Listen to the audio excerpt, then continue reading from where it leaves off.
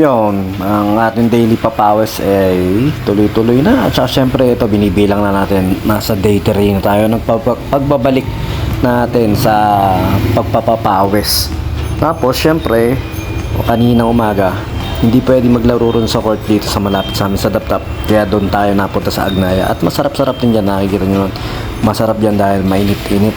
Dito kasi medyo marami nakakaharang na puno-puno. Kaya dyan, pwede ka magbilad sa araw talaga at may enjoy mo yung init talaga, lalo na pag nakahubad ka. Kaya nagpapawis lang tayong konti at tinutuloy-tuloy natin at mamaya-maya may gagawin ako.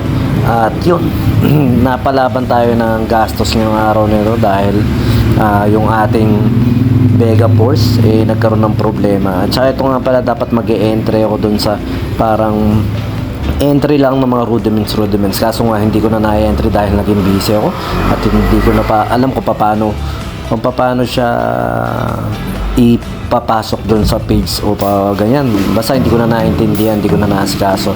Pero ayan ang isa sa parang entry lang natin ng mga rudiments, yung paradiddle. Kailangan kasi gagawa kayo ng fill-in o bit na nagsisimula sa paradiddle. Pero syempre yung ano nyo rin, yung idea nyo. Pero yung paradiddle common na yan.